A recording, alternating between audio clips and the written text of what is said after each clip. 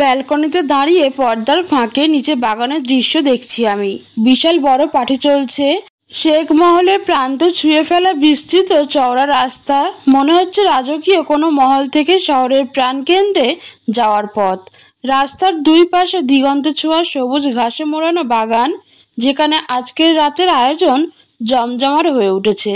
আজকের পার্টিতে সাউন্ড সিস্টেমে বেজে চলেছে হালকা western beat, lofi pop, electronic chill আর ওসিয়ানিয়াল স্যাক্সোফোন। এর ঝংকার জগৎটাই মনে হচ্ছে ঢুকে পড়েছে কোনো ইউরোপিয়ান হাউস পার্টির ভেতরে। রঙিন ফেয়ারি লাইটস গুলো গাছের গায়ে জড়িয়ে আছে, আর পাথরের ফোয়ারার চারপাশে শ্যাম্পেনের গ্লাস হাতে দাঁড়িয়ে আছেন স্যুট পরা পুরুষ আর গাউন পরা নারী, মুখে হালকা হাসি, চোখে রাজনীতি আর ব্যবসায়ের হিসেব মনে হয়। কোনার দিকে এলইডির স্ক্রিনে চলছে শ্যাডোস ও মহলের ইতিহাস, শেখ পরিবারের প্রভাব, পার্টনারশিপের প্রেজেন্টেশন। মাঝে মাঝে ড্রোন উড়ে যাচ্ছে মাথার উপর দিয়ে। বাহ, এত কিছু! আমি কল্পনাও করিনি এরা এত কিছু করবে। ভিআইপি মানুষজন আছে এই পার্টিতে। ভিআইপি লিস্টে কারা নেই? যাদের টিভিতে ফোনে দেখতাম তাদের সামনে থেকে দেখলাম। প্রভাবশালী মিনিস্টাররা, তাদের সাথে বড় ব্যবসায়ীদের দল, কর্পোরেট গেইনস, ব্যাংকের চেয়ারম্যান, রিয়েল এস্টেট টাইকুন। এক কোণে দেখলাম কিছু জনপ্রিয় মিডিয়া ব্যক্তিত্ব, টিভি চ্যানেলের সেলিব্রিটিদের, সাংবাদিক, ইউটিউব ইনফ্লুয়েন্সার, ট্রেন্ডিং পডকাস্টার, যাদের হাতে ফোন, ইনস্টা লাইভ চলছে। আর মিডিয়ার পেছনে ঘুরে বেড়াচ্ছে কিছু ক্যামেরাম্যান, ডিএসএলআর হাতে ফ্রেমে বেছে নিচ্ছে কালকের হেডলাইন তৈরির ছবি। এখনই বন্দি হচ্ছে। বাহ, কি দৃশ্য রে বাবা! সিনেমা ইন্ডাস্ট্রির কিছু পরিচিত মুখও উপস্থিত, এক দুজন নায়িকা, ফিল্ম ডিরেক্টর। তাদের স্টাইল, স্টেটমেন্ট মনে হচ্ছে পুরো সন্ধ্যাকে আরো গ্ল্যামারাস করে তুলেছে দেখছি। বাগানের মাঝখানে তৈরি করা হয়েছে দেখছি স্টেজ, এলইডি ব্যাকড্রপ, ধোঁয়া ওঠা স্পেশাল ইফেক্ট, মাঝে মাঝে ডিজে মাইক কি কি ওয়া ওয়া বলে যাচ্ছে, বুঝতে পারছি না কিছু। সন্ধ্যার নীল আকাশে ছোট ছোট জোনাকি আলোর মতো ড্রোন লাইটস উড়ছে, তারা দিয়ে লেখা হচ্ছে নাম, the lazy night, welcome Rezwan Sheikh. মাঝে মাঝে লেখাগুলো রং পাল্টে ফুল, চাঁদ, তরবারির আকার নিচ্ছে, গেস্টদের মুগ্ধ করছে। ভাই, বড়লোক মানুষের এত শখ আর কি বলবো। বাগানের এক কোণে কাঁচের তৈরি রিভলভিং বার, এরা এইসবও এনেছে। দেখতেছি বারটিতে একজন বিদেশি বারটেন্ডার নিজ হাতে সিগনেচার স্মোক ককটেইল বানাচ্ছেন। গ্লাস খুলতেই ধোঁয়ার মতো ঠান্ডা বাষ্প বেরোচ্ছে। পাশে আছে স্প্লেন্ডার্স মকটেল কর্নার, যেটা মিডিয়া ব্যক্তিদের টোপ, কারণ সবকিছু ফিল্মযোগ্য, অ্যাস্থেটিক। ভেন্যুর এক প্রান্তে বসানো এয়ার স্ক্রিন, যেখানে অতিথিরা নিজ নিজ নাম টাইপ করে দেখতে পারছেন শেখ পরিবারের সঙ্গে তাদের ব্যবসায়িক বা রাজনৈতিক সংযোগের গ্রাফিক্স, এক ধরনের সম্মান। মডার্ন ডিপ্লোমেসির প্রকাশ। সিকিউরিটির দৃশ্য জাঁকজমকপূর্ণ, কালো স্যুট পরা, হাইটেক বডিগার্ড, কানে ইয়ারপিস, হাতে ডিভাইস। কিন্তু তারা দৃশ্যের সৌন্দর্য ভঙ্গ না করে গোপনে মিশে আছে ব্যাকগ্রাউন্ডে। সবাই গিয়েছে পার্টিতে, আমি যাইনি। আমি এসব জায়গায় জীবনেও যাই না। আম্মু রোজার ব্যাপারে ভালো করেই জানেন, তাই উনারা আমাকে এসব অনুষ্ঠানে টানেনও না। আজ রোজা, একটা গাউন পরেছে, কালো পাথরের স্টোন বসানো, একদম থিমের সাথে মানানসই। আম্মুও আজ শাড়ি পরেছেন, রোজার গ্রাউনের সাথে মিল রেখে। আজকের পার্টির থিম ব্ল্যাক, তাই দেখতে পাচ্ছি সবাই কালো পরেছেন। রেজওয়ান পরেছেন ক্লাসিক ব্ল্যাক স্যুট, যার কাট ও ফিটিং এতটাই নিখুঁত যে বোঝাই যায় এটি কোনো হাই এন্ড ডিজাইনের তৈরি। ভেতরে সাদা শার্ট, কালারটা একটু খোলা, হাতে উনার ব্র্যান্ডেড ঘড়ি, পায়ে লেদারের জুতো, চুলগুলো হালকা এলোমেলো, নীলচে কালো চোখে ক্লিন শেভে। নিজের পার্টিতে দাঁড়িয়ে থাকা রেজওয়ানকে দেখে মনে হচ্ছে আমার মার্কিন কোনো প্রিন্স দাঁড়িয়ে আছেন।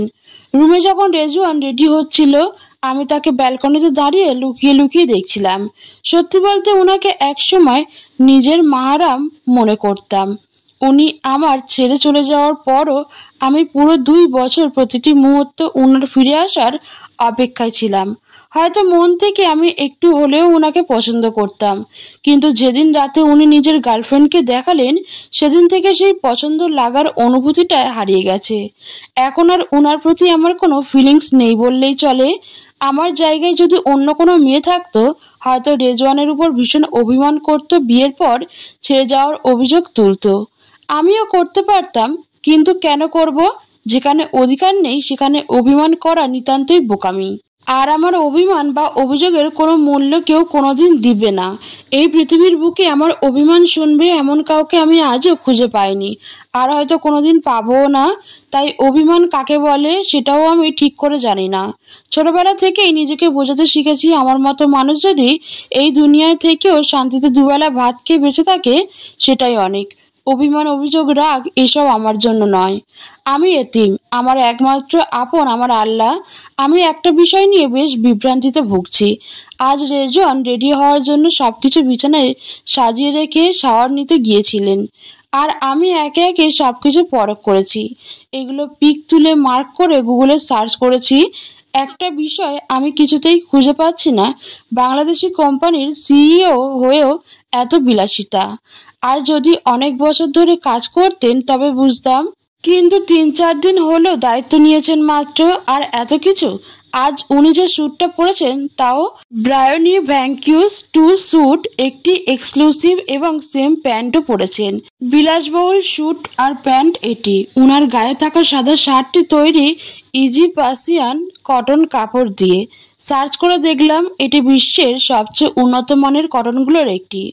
এমন কাপড় কেনার সামর্থ্য কিন্তু সবার থাকে না। উনার কোমরে দেখেছি লাউস ভিটিয়ান ইন্টেলিস ক্রোকোডাইল বেল্ট। এটি উচ্চ মূল্যের এবং রেয়ার কালেকশনের অন্তর্গত একটি। উনি যে ওয়াচ পরেছেন তার ব্র্যান্ড হলো জ্যাকব অ্যান্ড কো। এটির দাম বাস্তবতার গণ্ডি ছাড়িয়ে যায়, একেবারে অতাত্ত্বিক। উনার পরা লেদারের জুতোর নাম গর্জি ক্লেভারি চার্লেস। সার্চ করে দেখলাম এটিও খুব এক্সক্লুসিভ হাতে তৈরি ব্রিটিশ ক্লাসিক শু। উনার গলায় যে ঠায় সেটিও কিংবদন্তি ফরাসি ব্র্যান্ড চারভেটের। হাতের আঙুলে পরেছেন দেখেছি একটি ব্ল্যাক টাইটানিয়াম রিং, কালো টাইটানিয়ামের তৈরি। এটি রাফ এবং এলিগ্যান্ট অ্যাকচুয়াল স্টাইলের। আজ উনার বডি পারফিউমও আমার নজর কাড়ল। এর নাম ইনিটিও আউট ফর গ্রেটনেস। এই পারফিউমের ঘ্রাণ এতটাই অসাধারণ ও সৌন্দর্যমণ্ডিত যে আমি মুগ্ধ। এটির প্রাইস জানার কৌতূহলে গুগলে সার্চ করলাম। যে দাম দেখেছি তা দেখে মনে হলো কিনে কি করব। চোখে দেখেছি, ঘ্রাণে মুগ্ধ হয়েছি, এটাই যথেষ্ট। এখন আমার প্রশ্ন, এই এত এক্সপেন্সিভ জিনিসগুলো রেজওয়ান কিভাবে ব্যবহার করেন? কিভাবে এত টাকা কোথায় পান? আবার ভাবছি, ধুর, এসব ভাবছি কেন আমি? রেজওয়ানের বাবা আমেরিকার একজন মিনিস্টার, আর মিনিস্টারের ছেলেই তো রেজওয়ান, তাই এসব ব্যবহার তার জন্য স্বাভাবিক। আমি বরং বেশি ভাবি, যাকে বলে ওভার থিঙ্কিং। এই জিনিসটা সত্যি আমার অতিরিক্ত রকমের আছে। আমি একটা বিষয় নিয়ে যখন ভাবতে শুরু করি, যদি বিষয়টি ভয়ঙ্কর নাও হয়, আমি তা ভয়ঙ্কর বানিয়ে ফেলি আমার সেই ওভার থিঙ্কিংয়ের ওভার ট্যালেন্ট দিয়ে। এই অভ্যাসটা ছাড়তে হবে, নইলে নিজের অভ্যাসেই নিজে বাস খাবো কবে। অনেক মেয়েকে দেখলাম রেজওয়ানের সঙ্গে কথা বলছে। মেয়েগুলো স্বাভাবিকভাবেই ওয়েস্টার্ন পোশাকে চটপটে, প্রাণবন্ত। রেজওয়ানও হাসি মুখে তাদের সঙ্গে কথা বলছেন, হাসছেন। উনারা সেই হাসি দেখে কেউ কেউ তো মুগ্ধ হয়ে তাকিয়ে আছে। এখন আর এসব দেখতে আমার ভালো লাগে না, তাই চুপচাপ ব্যালকনিতে থেকে রুমের দিকে পা বাড়াই। ঠিক তখনই স্পিকারে ভেসে এলো ঘোষণা, রেজওয়ান শেখ গান গাইবে। একটা অচেনা কণ্ঠস্বর, হয়তো কোনো গেস্টের হবে। আমি আর যাই না, দাঁড়িয়ে আবার নিচের দিকে তাকাই। কিছু সময় পর মিউজিক বেজে ওঠে, স্প্যানিশ গান গেট অনলি এর। রেজওয়ান স্টেজে দাঁড়িয়ে ঠোঁটের কোণে একটা বাঁকা হাসি টেনে গাইতে শুরু করেন গানের টোনের সাথে, mummy T সিনিয়রের লেজাস Dimi don't stage. চারপাশে হইচই পড়ার সাথে সাথে কিছু মেয়ে উল্লাসে চিৎকার করছে, কেউ রেকর্ড করছে। কেন জানি এই বিষয়টা খুব খারাপ লাগছে আমার, খুব। রেজওয়ান গাইছেন, সাথে হাত দিয়ে মুভ করছেন, মনে হচ্ছে প্রফেশনাল সিঙ্গার। আর সত্যি অনেক সুন্দর গাইছেন উনি, পারফেক্ট মতো। রেজওয়ানের গলার স্বর একটু নিচে নামিয়ে একটানে আবারও শুরু করেন। বাহ, গান গাইছে। আসার পর থেকে একটা ওয়াক্ত আল্লাহর বান্দাকে নামাজ পড়তে দেখিনি, একটাবার সেজদাও দিতে দেখিনি। যত কুকর্ম, শয়তানি, ইবলিস, এসবের মধ্যে রেজওয়ান শেখের পিএইচডি করা। গান, মুভি, পার্টি, এগুলোতে উস্তাদ তিনি। রাজিয়া শেখ নিজের ছেলেকে মানুষ করতে পারেননি, সত্যি মানুষ করতে পারেননি, আজ তো অমানুষ বানিয়েছেন। প্রতিটি মায়ের উচিত সন্তানকে দিনের শিক্ষা দেওয়া, কিন্তু আম্মু রেজওয়ানকে সেটা দেননি হয়তো ঠিকভাবে, তাই এমন হয়েছে। তো যাই হোক, পরের সংসার পরের জীবন নিয়ে না ভাবি, নিজের অনিশ্চিত জীবন নিয়ে ভাবি। কি যে হবে আমার একমাত্র আল্লাহ জানে। রেজওয়ানের সাথে ডিভোর্সের পর কোথায় যে থাকবো, যাই হোক আল্লাহ আছেন, তিনিই সময় মতো উসিলা করে দেবেন। আমি নিচে আসি, বাড়িটা পুরো ফাঁকা, আমি ছাড়া কেউ নেই। আমি লিভিং রুমে এসে সিঁড়ির নিচের দিকে যাই, যেখানে রয়েছে একটা বড় পিয়ানো আর ডেস্ক আর অনেক বড় বুক সেলফ। চারিদিকে এটি বিস্তৃত। এটি একটি ছোট্ট লাইব্রেরির সমান। এখানে সব ধরনের বই উপন্যাস রয়েছে, আরবি, ফার্সি, বাংলা, ইংলিশ, হিন্দি, উর্দু, তুর্কি, আফগানিস্তান, সব ধরনের। আমি সেখান থেকে তুরস্কের একটি নোবেল নেই, যার নাম ম্যাডোনো ইনা ফারকোট। সাবাহাতিন আলীর লেখা একটি বিখ্যাত উপন্যাস এটি। শুনেছি এটি নাকি মূলত রাইফ নামের এক যুবকের গল্প, যে বার্লিনে গিয়ে মারিয়া নামে এক মহিলার সাথে পরিচিত হয় এবং তার জীবন সম্পূর্ণ বদলে যায়। তো পড়ে দেখি কেমন। বইটি হাতে নিয়ে আমি সোফায় এসে বসি, লিভিং রুমের বড় টিভিটা অন করি। ইরান ইসরায়েল যুদ্ধের আপডেট শুনতে শুনতে বইয়ের পাতা বিসমিল্লা বলে উল্টাই। অতঃপর শুরু করি পড়া। পড়ার মধ্যে ডুবে যাই। আমি বইপ্রেমী মানুষ। যখন কোনো বই পড়ি তখন তার প্রতিটা লাইনে, প্রতিটা শব্দে ফ্যান্টাসিটি করি, প্রতিটি ঘটনা নিজের মধ্যে সাজাই নিজের মতো করে, নিজের কল্পনার রাজ্যে। পৃথিবীর সবচেয়ে সুখী মানুষ বইপ্রেমী মানুষ। বিশ্বাস করুন, আমি আমার কল্পনার জগৎ নিয়ে ভীষণ খুশি, ভীষণ। আজ আবার ডুব দিয়েছি নতুন গল্পে, নতুন ফ্যান্টাসিতে। উপন্যাসটা যত পড়ছি ততই হারিয়ে যাচ্ছি। কে কার নিউজ দেখবে, টিভি এমনি ছেড়ে রেখেছি। আমি তো মজে আছি উপন্যাসের এই মুহূর্তে। এদিকে রেজওয়ানের কেন জানি কেমন কেমন লাগছে। আশেপাশে তাকাচ্ছে, বাড়ির মেইন দরজার দিকে বারবার তাকাচ্ছে। নুজা না আসায় মনে কেমন প্রশ্নের খোরাক জাগছে। কেন এলো না ও পার্টিতে? সবসময় তো এই পরিবারের সব কিছুতে থাকে, কিন্তু আজ এলো না। রেজওয়ানের জন্য পার্টি দেওয়া হয়েছে, এই জন্যই কি আসেনি? রেজওয়ান নিজের মনকে বোঝায়, তাতে তোর কি? আরে ভাই, ও আসলে আসুক, না আসলে নাই, তাতে তোর কি? ও না আসলে তো তোর খুশি হওয়া উচিত। এসব চিন্তা আটকে আছে মনে, আর বারবার এদিকে ওদিকে তাকাচ্ছে। ঠিক তখনই ওর তিন বেস্ট ফ্রেন্ড এরিফ, আরিজ, তারিফ তিনজন এসে রেজওয়ানকে ঘিরে ধরে। এরা তিনজনও আমেরিকায় ছিল, আজই দেশে এসেছে। এরিফ রেজওয়ানকে জিজ্ঞেস করে, কিরে ভাই, এত হাঁসফাঁস করছিস কেন? আর তোর নকল ওয়াইফ কোথায়? ওকে একটু দেখা যাক। রেজওয়ান এটা শুনে দীর্ঘশ্বাস ফেলে তপ্ত সুরে বলে, ও নিজের মাওরাম ছাড়া কারোর সামনে যায় না। মাওরাম? এটা শুনে আরিজ চারিদিকে মাথা ঘুরিয়ে অবাক গলায় বলে, মাওরাম? ওটা আবার কিরে ভাই? ওটা শুনে তারিফ ওর পেটে হালকা ঘুষি দিয়ে বলে, আরে শালা, এটাও জানিস না? এটা হলো যারা হালাল নারী পুরুষদের জন্য তারা। এরিফ এটা শুনে উৎফুল্ল গলায় বলে, আরে আরে রেজওয়ান, তুই তো অনেক লাকি ভাই, এই যুগেও এত লয়াল মেয়ে পেয়েছিস। রেজওয়ান বিরক্ত গলায় বলে, আরে ইয়ার, এই মেয়ে মারাত্মক।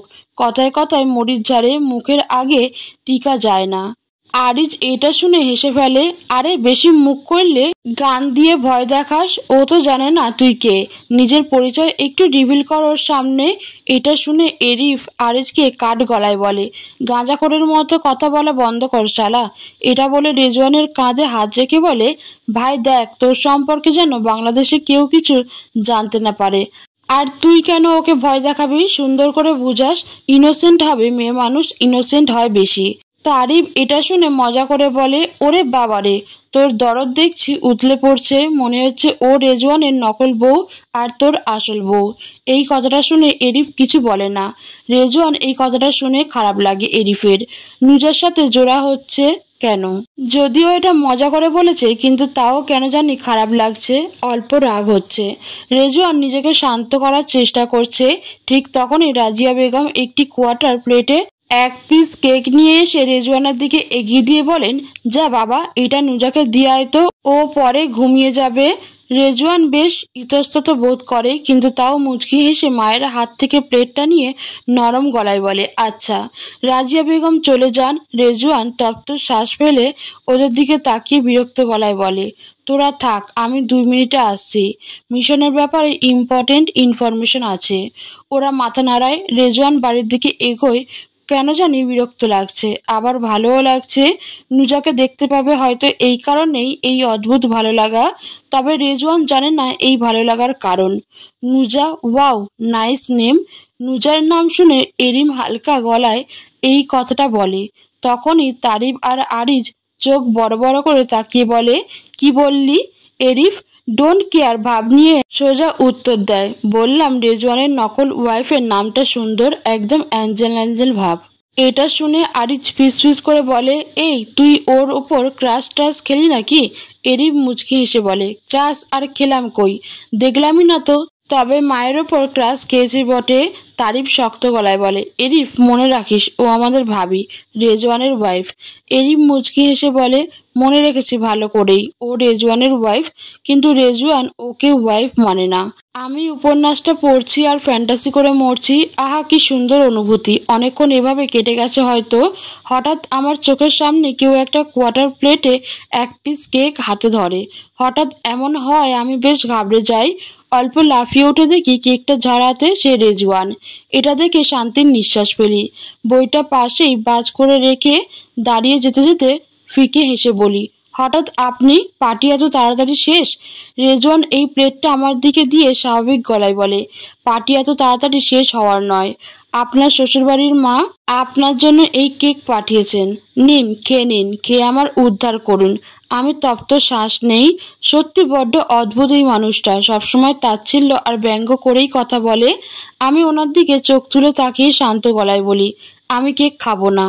রেজওয়ান নুজার তাকানো দেখে এক দৃষ্টিতে নিজের অজান্তেই নুজার দিকে তাকিয়ে থাকে। নুজার পরনে হাঁটুর নিচ পর্যন্ত সাদা একটি গোল টপস, সাথে কালো সালোয়ার, গলায় আর মাথায় ওড়না জড়ানো, তবে পুরোপুরি নয়। নুজার লালচে কালো হালকা কোঁকড়ানো চুলগুলো খোলা, যা একেবারে ব্রিটিশদের মতো, আর হাঁটু ছুঁই ছুঁই লম্বা।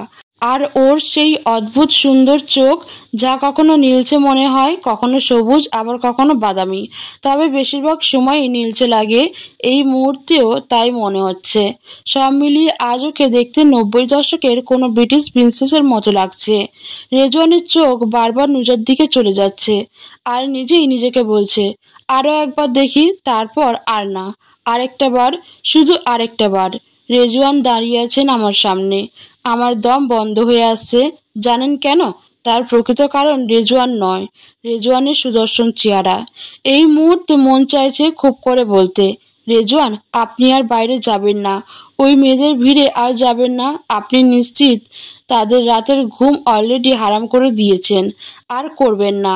হয়তো আপনি এতক্ষণে কারো স্বপ্ন পুরুষ হয়ে গেছেন, কিন্তু আফসোস এসব কথা আমার মনে মানায়, মুখে নয়। রেজওয়ানের দিকে থেকে চোখ সরানো কেন জানি মুশকিল হয়ে যাচ্ছে আমার।